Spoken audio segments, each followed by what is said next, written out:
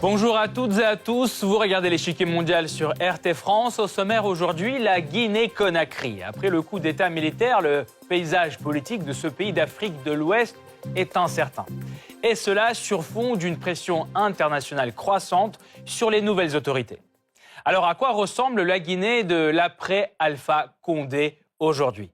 Le 1er octobre, le commandant des forces spéciales, Mamadi Doumbouya, devient officiellement le nouveau chef d'État guinéen. La cérémonie d'investiture a lieu presque un mois après le renversement d'Alpha Condé, lui-même mis en détention. Promettant de rédiger une nouvelle constitution et d'organiser de nouvelles élections, Doumbouya évite toutefois de fixer la durée de la transition. Ce changement de pouvoir est vivement critiqué à l'international.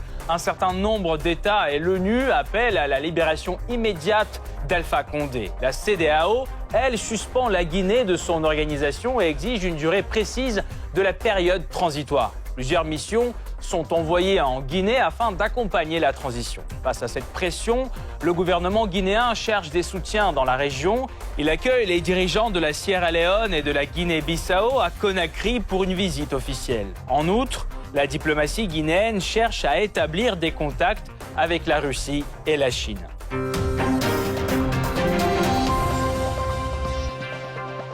Avant de poursuivre, voici une brève présentation du nouvel homme fort guinéen. C'est le Blitz. Âgé de 41 ans, Mamadi Doumbouya est originaire de Cancan, une région à l'est du pays. Stagiaire à l'école de guerre en France, il est titulaire d'un brevet français d'études supérieures militaires et d'un master de défense de l'université parisienne Panthéon-Assas. Il suit en outre des formations militaires en Israël, au Sénégal et au Gabon.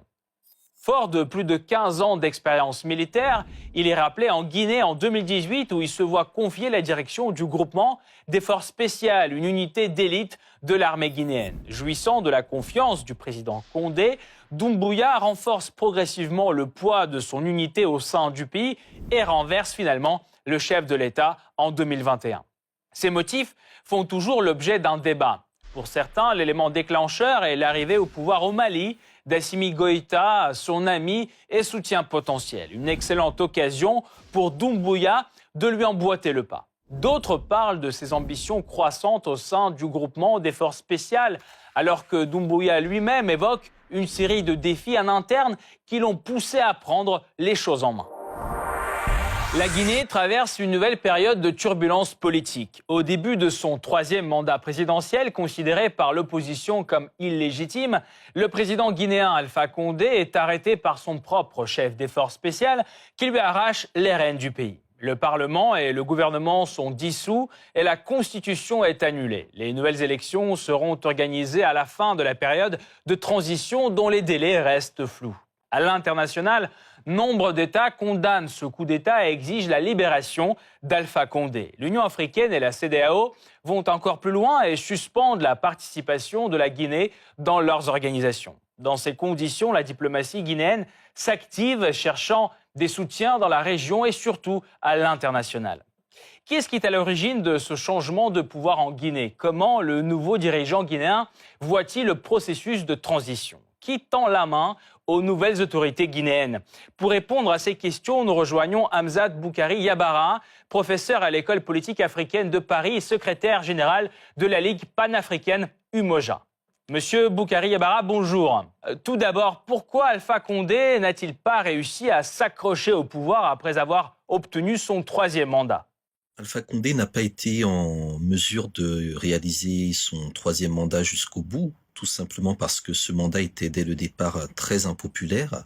On a vu déjà plus d'1 an en amont de ce référendum constitutionnel et de ces élections des mobilisations au niveau de l'opinion publique guinéenne, qu'il s'agisse et de la société civile et des organisations politiques, notamment de l'opposition, mais également, il faut le souligner, de la diaspora guinéenne, qui s'est mobilisée contre ce projet de coup d'État constitutionnel à travers des manifestations, à travers un certain nombre de rencontres, d'informations, qui ont été toutes réprimées par le régime d'Alpha Condé, qui quelque part s'est rendu illégitime. Donc il y a déjà ce premier élément, à savoir que le projet du troisième mandat était fortement impopulaire auprès d'une grande partie des Guinéens. Deuxièmement, le soutien de l'opinion publique internationale et de ce qu'on appelle entre guillemets la communauté internationale était très tiède vis-à-vis d'Alpha Condé. On se souvient notamment des doutes et des hésitations de la France, qui reste quand même l'ancienne puissance tutélaire au niveau de la Guinée. Et puis, troisièmement, il y a le fait que tout simplement le pouvoir d'Alpha Condé était particulièrement fragile. Il reposait sur un charisme qui, d'une certaine manière, avait disparu. On sait qu'il est arrivé au pouvoir avec beaucoup d'espoir, et beaucoup de ces espoirs-là ont été déçus par le type de politique qu'il a pu mener par la suite. Donc quelque part, il n'y avait pas de raison finalement qu'il y ait un élan ou un soutien populaire à ce troisième mandat, de la même manière qu'il n'est pas surprenant qu'il n'y ait pas eu une mobilisation massive pour entre guillemets sauver son régime au moment donc de la venue donc du coup d'État le 5 septembre dernier. Pensez-vous que Doumbouya poursuivra la transition du pouvoir ou essaiera-t-il de conserver le pouvoir entre ses mains? Le colonel Doumbouya est à la tête donc de l'État guinéen aujourd'hui. C'est donc lui qui a nommé un premier ministre, qui a nommé donc un gouvernement, et donc il est, je dirais, en train il s'est attribué le pouvoir constitutionnel de chef d'État. On peut penser effectivement qu'il voudra garder la mainmise sur la suite des opérations, ce qui est tout à fait logique dans cette circonstance. Mais en même temps, on sait aussi que l'opposition compte bien récupérer le pouvoir, c'est-à-dire que les civils se préparent à des élections. Et on a dans un certain nombre de cas africains d'exemples de dirigeants arrivés au pouvoir d'abord effectivement dans le cadre de coups d'État militaires ou par la force, et qui ensuite se reconvertissent tout simplement en civils. Donc il y a effectivement cette possibilité pour Mamadi Doumbouya de jouer, je dirais, sur une reconversion du pouvoir militaire au pouvoir civil, et aussi la possibilité d'avoir un pouvoir politico-militaire ou civilo-militaire quelque part.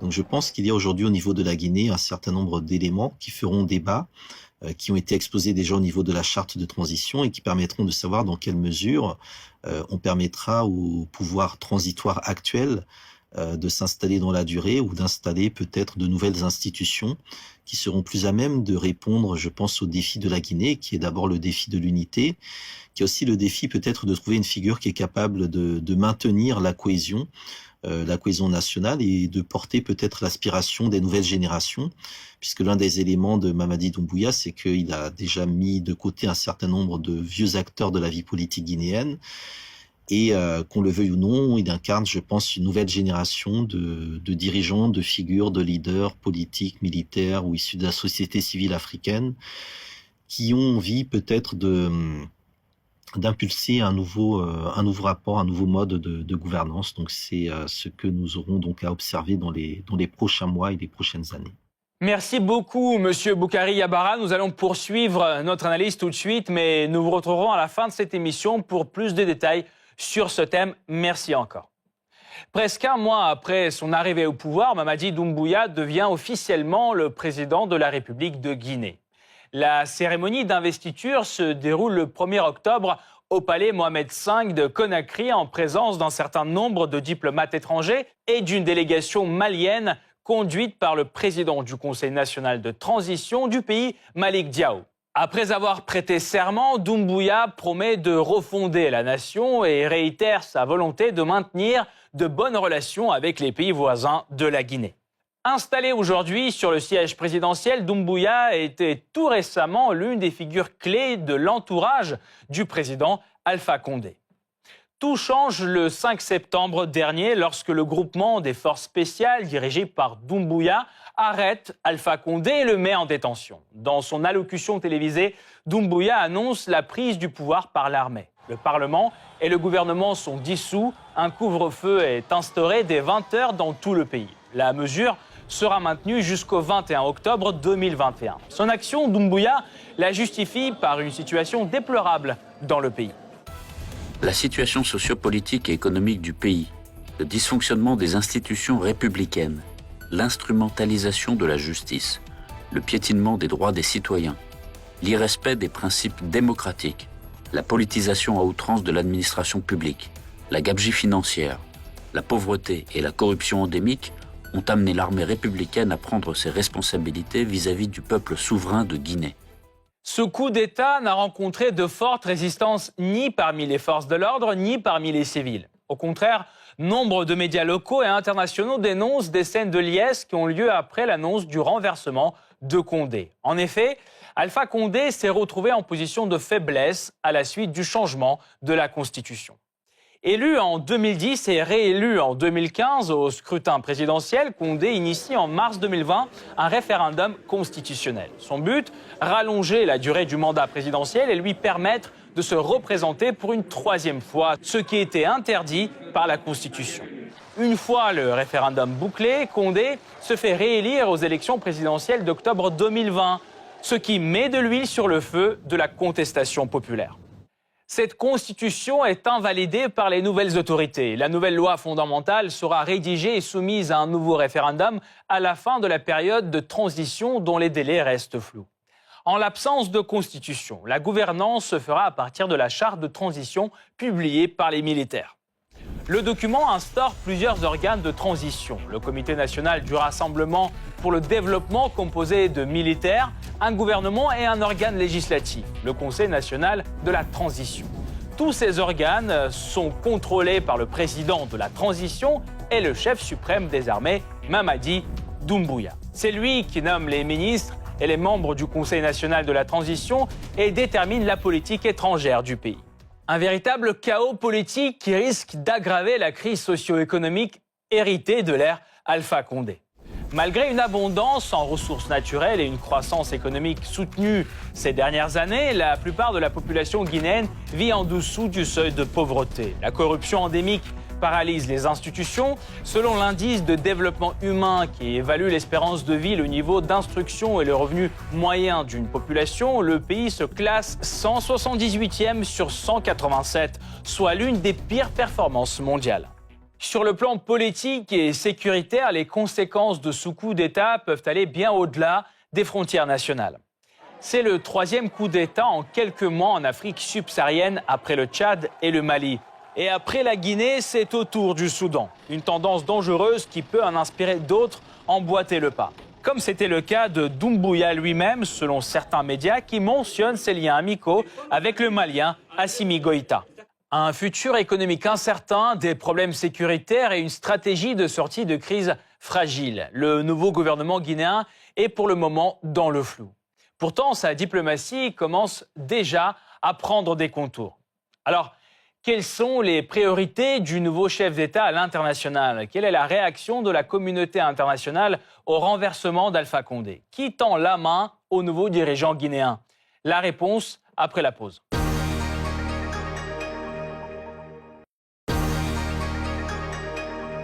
L'époque d'Alpha Condé semble achevée en Guinée. Accusé par l'opposition d'autoritarisme et de violation des droits de l'homme, il était pourtant perçu à ses débuts comme un réformateur ayant promis aux Guinéens une nouvelle vie après des décennies de régimes autoritaires.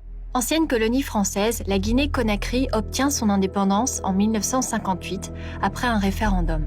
L'Assemblée territoriale de la Guinée devient Assemblée nationale et nomme président Sékou Touré, le chef du Parti démocratique guinéen, alors majoritaire à l'Assemblée.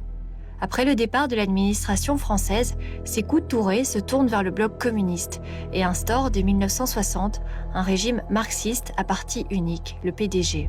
L'économie est de plus en plus centralisée et l'obligation faite aux paysans de livrer leurs récoltes aux magasins du parti en 1975 attise le mécontentement de la population. Le pays, pourtant extrêmement riche en ressources minières et exportateur de produits agricoles dans les années 1950, s'enfonce dans la pauvreté et la corruption. À la mort de Sékou Touré en 1984, un groupe de militaires s'empare du pouvoir au nom d'un comité révolutionnaire de redressement national, avec à sa tête le colonel Lansana Conté. Ce dernier, devenu chef de l'État, s'engage à ouvrir le pays et à mettre en place des réformes libérales aussi bien économiques que politiques. Au cours des années 1990, l'économie guinéenne connaît une croissance d'environ 4,5% par an et les finances du pays s'améliorent peu à peu. Côté politique, Lansana Conté instaure le multipartisme et en 1993, il est élu président. Pourtant, les mesures d'austérité imposées à la Guinée par le FMI et la Banque mondiale provoquent le mécontentement à partir de 1996 et Conté échappe de peu à une tentative de putsch. De plus, les guerres civiles de la Sierra Leone et du Libéria voisin ont de lourdes répercussions sur l'économie, avec notamment l'arrivée de centaines de milliers de réfugiés. À partir des années 2000, le pouvoir devient de plus en plus autoritaire. Après des élections législatives boycottées par l'opposition en 2002, Lansana Conté est réélu l'année suivante. Alors qu'il est de plus en plus malade, un mouvement de grève secoue le pays à partir de 2007, en raison de la corruption et des difficultés économiques. Conté meurt l'année suivante. Une nouvelle junte militaire prend alors le pouvoir en décembre 2008, avec à sa tête le capitaine Moussa Dadis Camara. L'année suivante, les forces de sécurité répriment de manière violente un rassemblement de l'opposition dans un stade de Conakry, faisant au moins 157 tués. En décembre 2009, Camara échappe de peu à une tentative d'assassinat et il est remplacé par le général Sekouba Konaté jusqu'aux élections présidentielles de 2010. Ces élections reflètent au premier tour les divisions ethniques du pays, le candidat de l'ethnie Peul, la plus importante du pays, arrivant en tête. Au second tour, le jeu des alliances amène au pouvoir Alpha Condé, plusieurs fois candidat contre Conté. Dès son arrivée au pouvoir, Condé entreprend la réforme du code minier, qui règle l'attribution des concessions. Le nouveau code accorde à l'État 15% des parts des sociétés minières à travers la Société guinéenne du patrimoine minier. Dans les années 2010, les gisements de bauxite de la Guinée attirent de nouveaux investisseurs, aussi bien émiratis que chinois. L'augmentation de la production entraîne une croissance du PIB de plus de 7% en moyenne et accroît les recettes de l'État guinéen. D'autres ressources attirent l'intérêt des compagnies internationales. Fin 2019, le consortium sino-singapuro-guinéen SMB Winning obtient la concession de 2 blocs du plus important gisement de fer du continent, au mont Simandou. Alpha Condé entreprend aussi la réforme des forces de sécurité guinéennes, avec l'appui des bailleurs de fonds et notamment de l'Union européenne. La réforme du secteur de la sécurité a principalement pour but de professionnaliser l'armée et la police, notamment par des formations à l'étranger.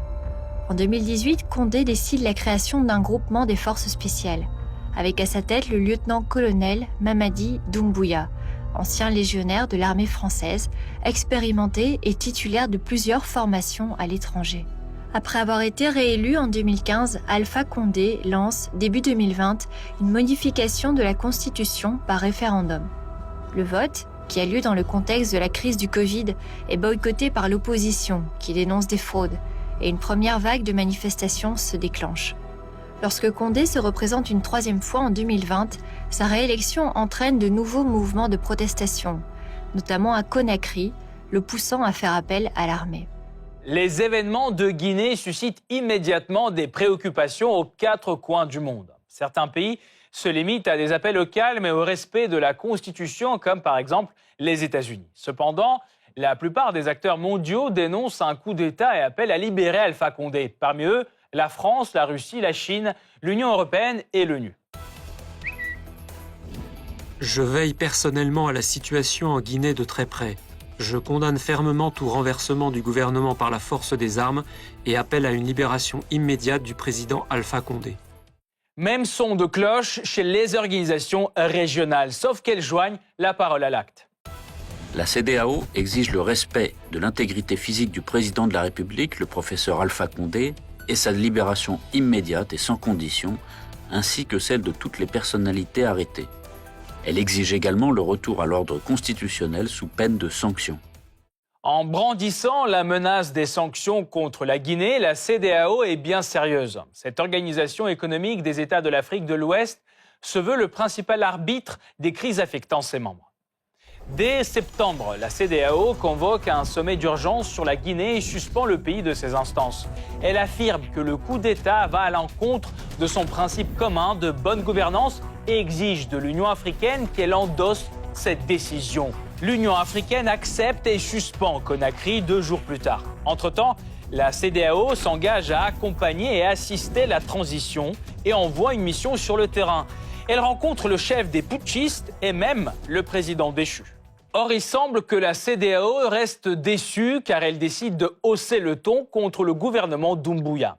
Le 16 septembre, l'organisation annonce des sanctions contre les auteurs du coup d'État. Leurs avoirs sont gelés, des restrictions de voyage sont imposées. En plus, la CEDEAO décide d'imposer un délai strict de transition politique.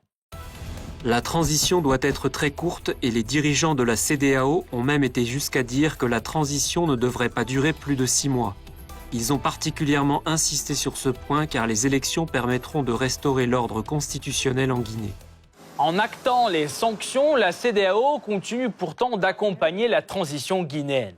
Depuis septembre, elle envoie plusieurs missions à Conakry et rencontre les nouveaux ministres. Le but est d'assurer le retour à l'ordre constitutionnel et le caractère inclusif de la transition.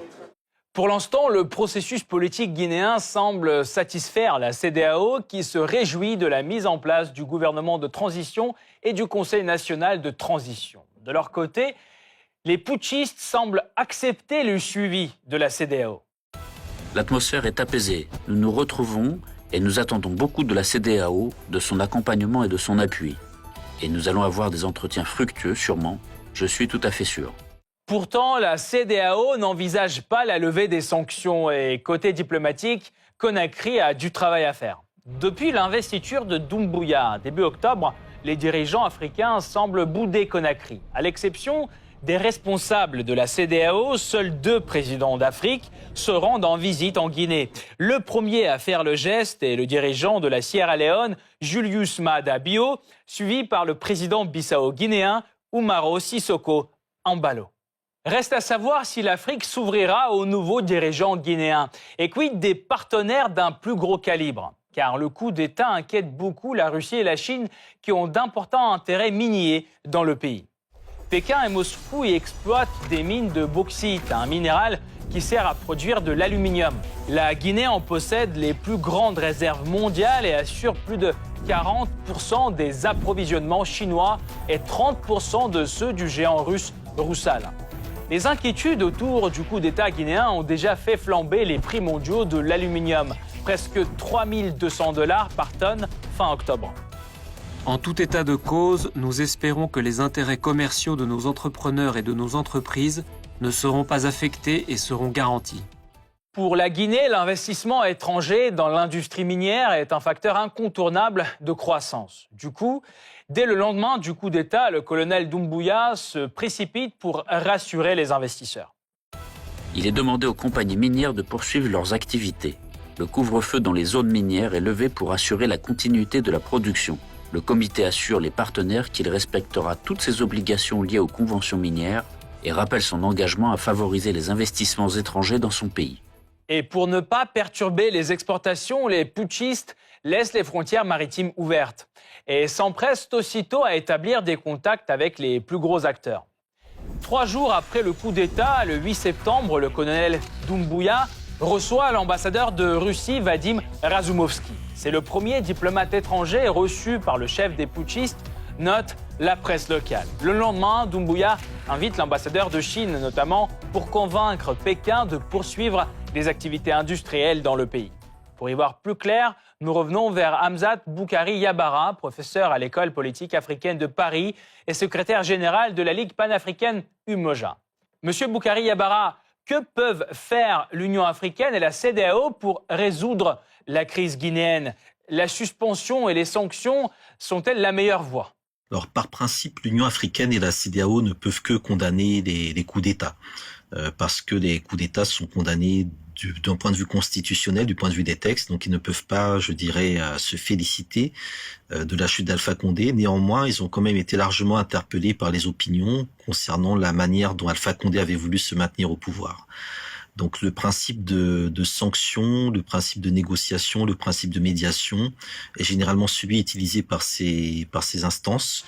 Il faut savoir que c'est plutôt la CEDEAO qui va récupérer en fait le dossier, puisque on est dans un principe de subsidiarité.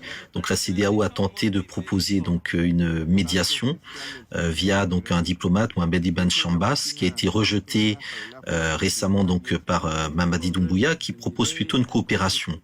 C'est-à-dire que la Guinée aujourd'hui souhaite plutôt coopérer avec la CEDEAO, donc éventuellement accueillir des missions, plutôt que d'avoir la CEDEAO en tant que médiateur. Et cela relève, je pense, à la volonté pour le pouvoir guinéen de vraiment traiter cette transition comme un sujet interne, comme un sujet qui doit d'abord réunir tous les Guinéens, plutôt que de passer effectivement par une médiation qui viendrait de l'étranger et qui nécessiterait d'avoir une compréhension réelle et fine de la société guinéenne, ce que n'ont pas forcément des médiateurs envoyés par la CEDEAO, qui ont plus un rôle de technocrate et qui sont plus du genre, je dirais, à s'immiscer peut-être aussi dans les affaires internes de la Guinée. Donc à mon sens, la CEDEAO doit rester dans un rôle d'observatrice, elle doit coopérer et puis surtout elle doit écouter quelles sont les demandes aujourd'hui de l'État et du peuple guinéen et enfin être, je pense, dans une démarche relativement souple. Certes, elle peut condamner le principe du coup d'État, mais il est nécessaire qu'elle comprenne aussi quels sont les enjeux aujourd'hui qui se posent au niveau de la Guinée. Parlons maintenant des acteurs internationaux sur la scène guinéenne.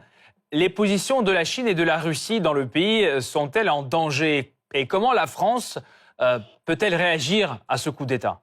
Dans ses premières déclarations, le colonel Doumbouya a bien précisé que les investisseurs n'avaient pas d'inquiétude à avoir, que les affaires allaient continuer au niveau de la Guinée. On sait néanmoins qu'il y a un certain nombre de scandales économiques.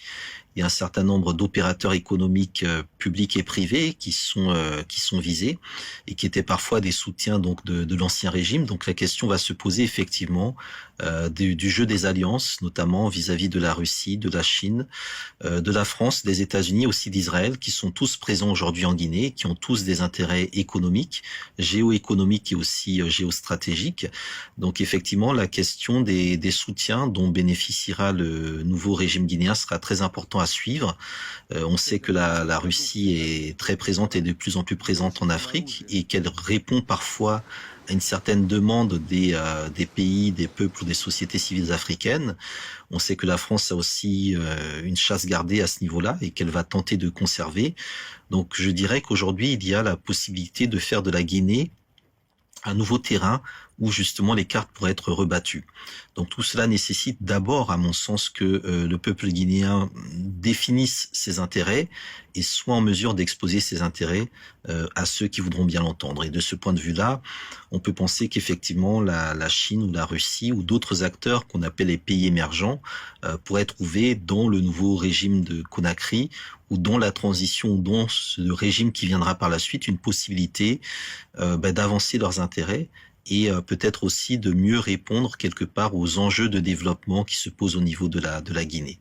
Merci beaucoup, Monsieur Boukari Yabara. Je rappelle Hamzat Boukari Yabara, professeur à l'école politique africaine de Paris et secrétaire général de la Ligue panafricaine Umoja, était aujourd'hui avec nous. Merci encore pour cet éclairage. Cette partie-là n'est pas encore terminée. La semaine prochaine, une nouvelle partie vous attend avec d'autres pions sur l'échiquier mondial. À bientôt sur RT France.